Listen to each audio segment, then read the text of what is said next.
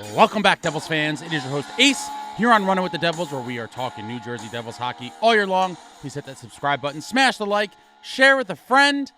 Thank you very much. And I'm here with a very special message today, a very special message indeed. I am here to enlighten you all about the Kurtis MacDermid effect on your New Jersey Devils. I went in deep for this. My statistical findings may shock you. I felt like I was back in college cramming to do a project. Long hours, lots of work, tight deadline. And you may be astonished at what I am eventually going to share. But I first must properly set the stage. Got to properly set the stage. Rewind to last year, February 22nd, 2024.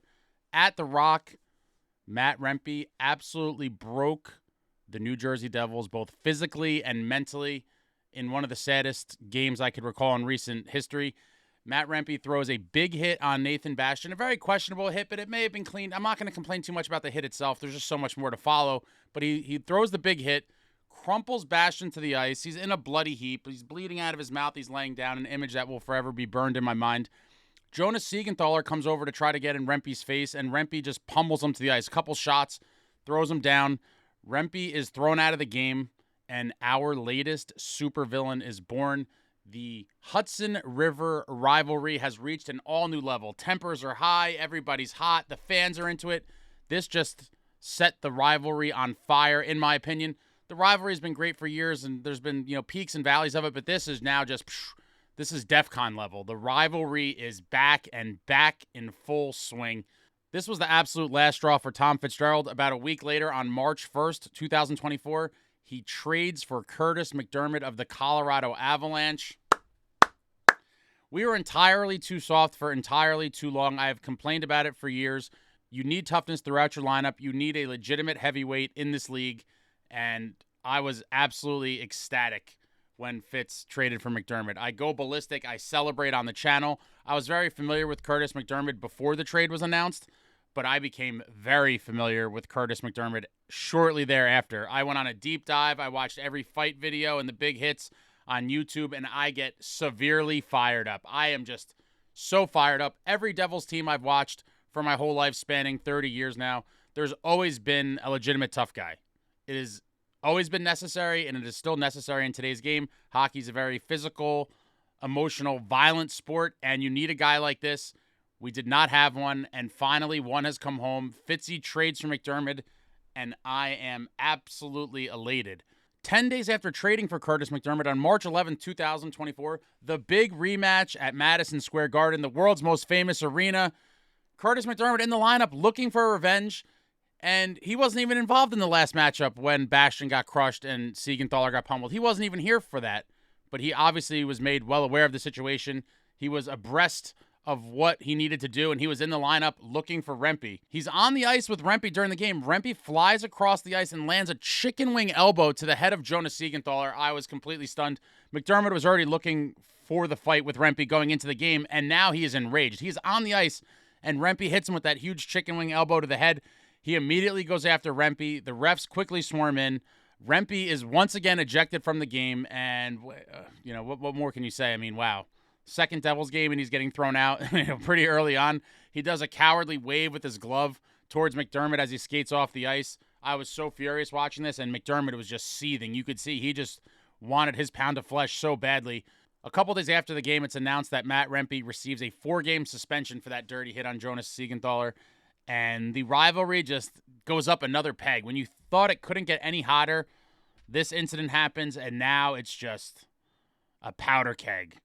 Just so many things building. Fast forward to April 3rd, 2024, back at MSG. We didn't have to wait long for the next installment of this rivalry. Kurtis MacDermid becomes a New Jersey Devils legend, in my eyes, for being the main attraction in what would become a line brawl. An opening face-off line brawl. My God, what a beautiful just display of team. Just an absolute moment for the New Jersey Devils in a season that was already over. We knew we weren't going to make the playoffs, but this was a beautiful incident. Brought a tear to my eye. It seemed like for the first time in a while, the team finally had some heart and pride, showed some pushback, and it was amazing to see. Amazing to see.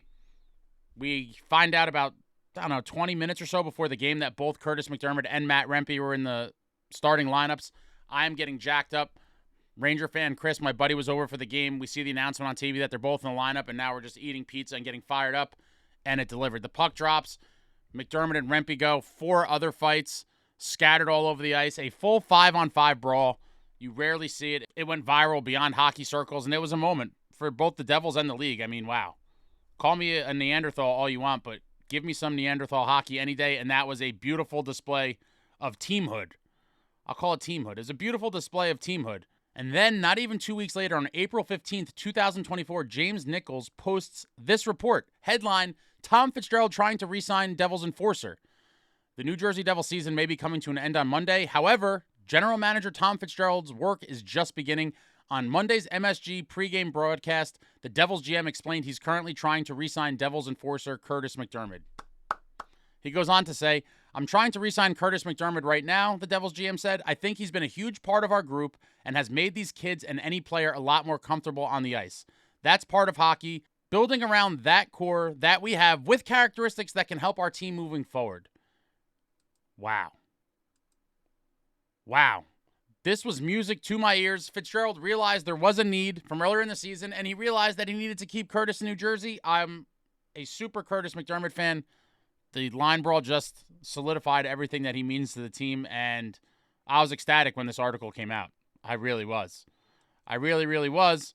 And a little over a month later, on May 17, 2024, the Devils announced that MacDermid has been signed to a 3-year contract worth $3.45 million total, a cap hit of $1.15 million a season. And when this came out, I am now elated, completely elated. I wanted someone like MacDermid the season before. We finally got him. He proved his worth. Fitzgerald realized what he brought to the team, and then he signs him. Absolutely well done by Fitzgerald.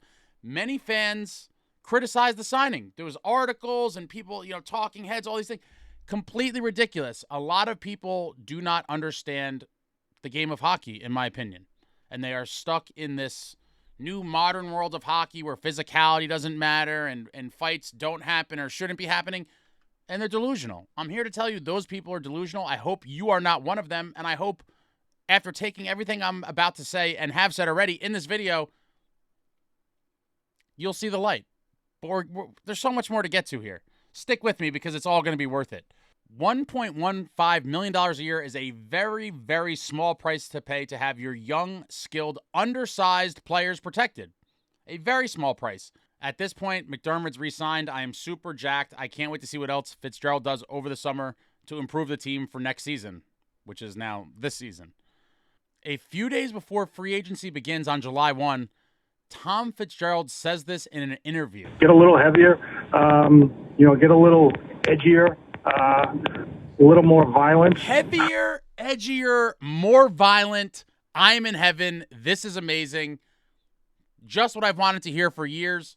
Fitzgerald acknowledges it. He says he wants to get harder to play against. We need to get heavier, edgier, more violent, and I'm all in. I'm like, this is redemption for Fitz, in my opinion, because, I was critical from last season, not getting a goalie or any help to help the team make the playoffs.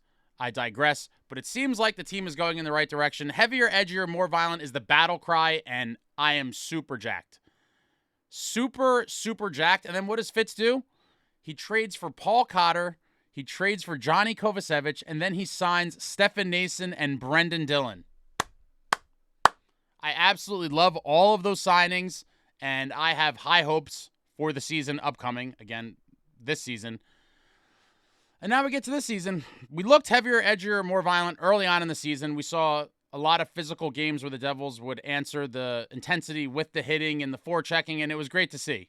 It was absolutely great to see, but as of late, the Devils have been struggling, and the physicality does not seem to be there at all.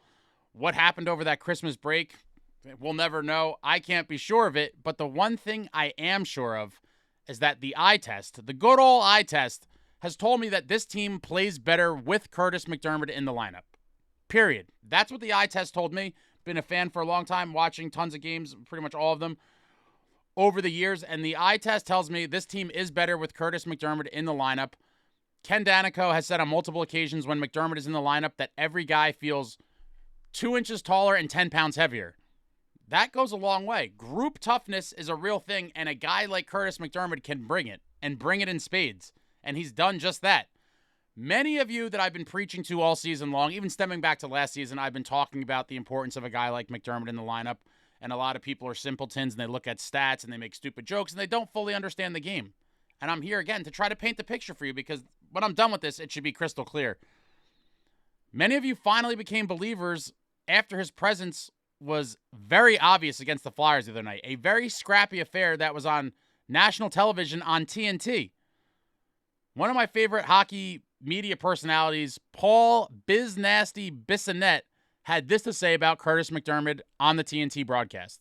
In the moves that he made in the offseason, bringing in Dylan, keeping McDermid, and having that sandpaper compared to the rest of the skill in that lineup. And in that period, you could tell it really paid off. And when things started getting very tense, McDermid was out there. And but when he's out there, you know he's out there. There are some people that somehow still don't get it. So I need to prove it to you.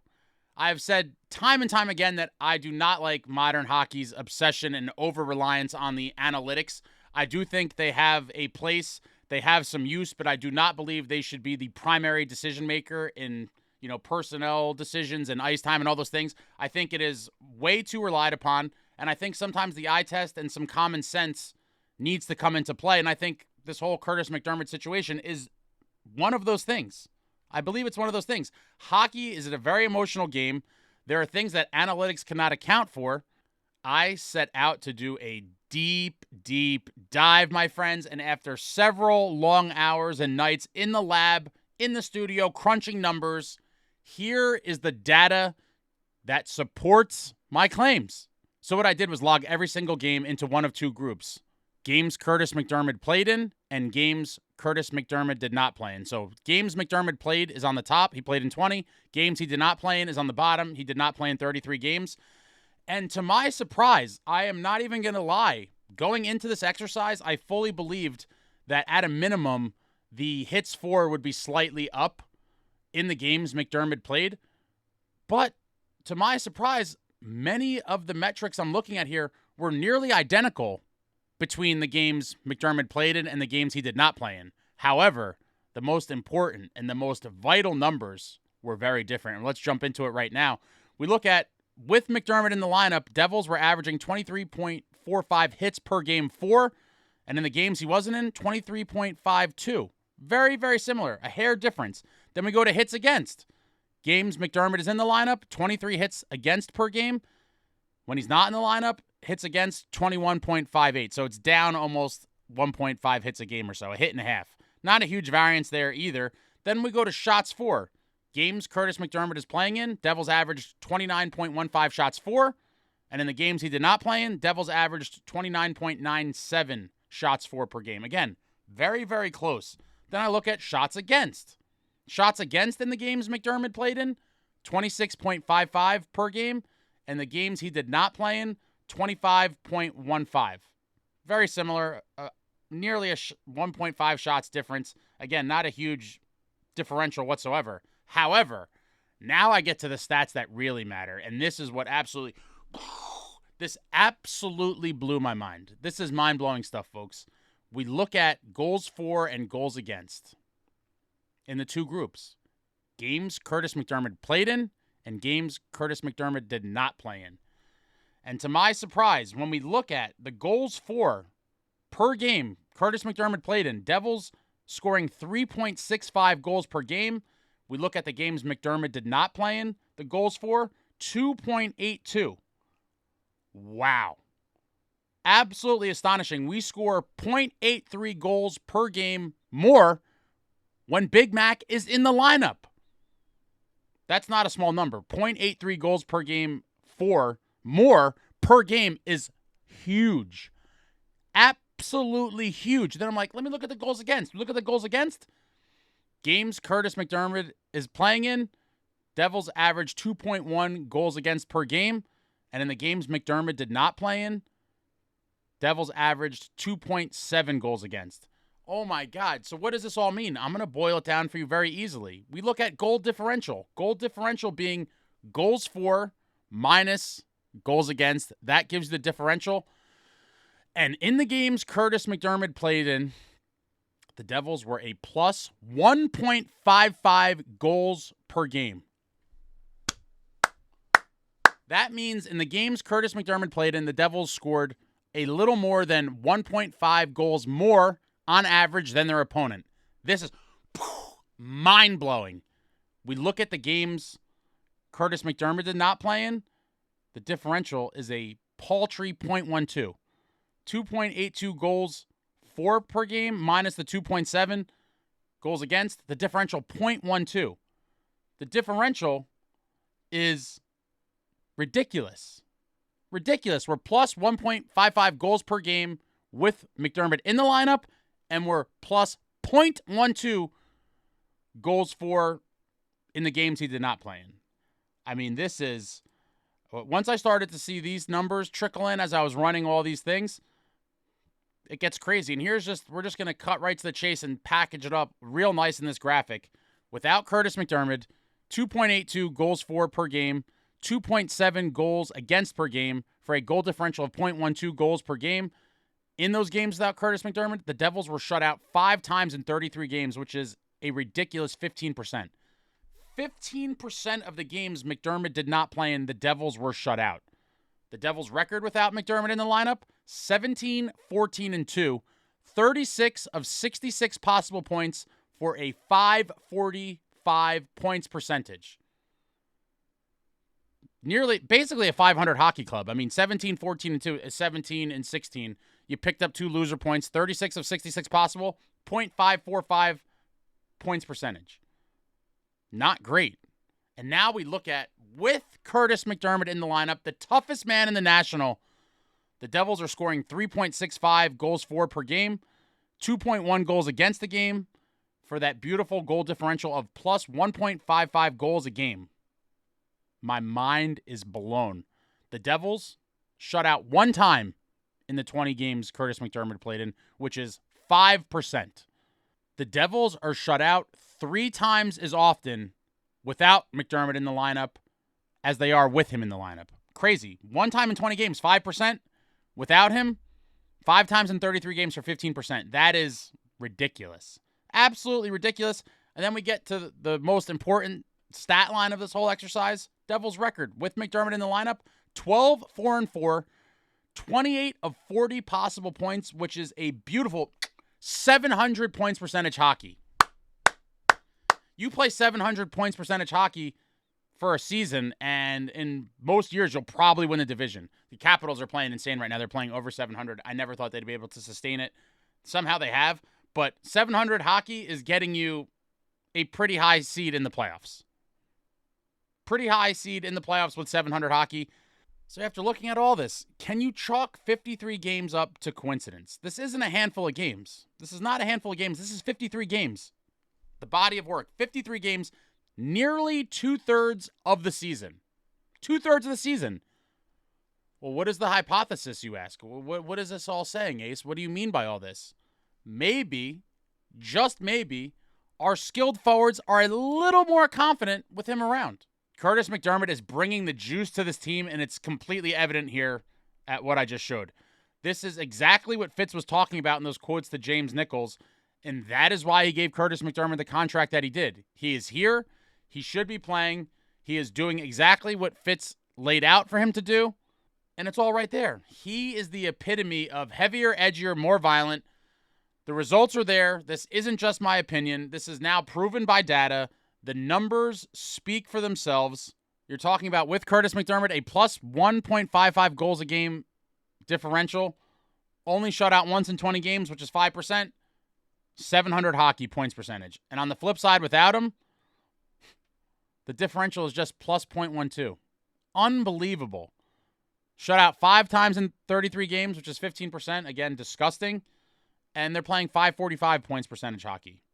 I don't care what other analytics are out there. This is what matters. Goals for, goals against, and wins/points. This is all that matters. And the proof is in the pudding, guys. This was a little bit shocking to me. I'm not going to lie. I knew the numbers would support that the team's playing better with him. I did not think that my eyes were going to deceive me to the level that I believed in the Kurtis MacDermid effect. But here it is. The Kurtis MacDermid effect is very real. He is making the guys feel more comfortable and relaxed, and it results in better everything across the board. More goals for, less goals against, a damn impressive 700 points percentage, and wow. Also in the games that Kurtis MacDermid plays, you have a little side bonus of the top guns picking up some extra shifts along the way at points. Top guns getting some more ice time, some more opportunities for them. There's just so many reasons why this makes sense. It's just crazy. It's crazy, but I hope you enjoyed this. The numbers don't lie.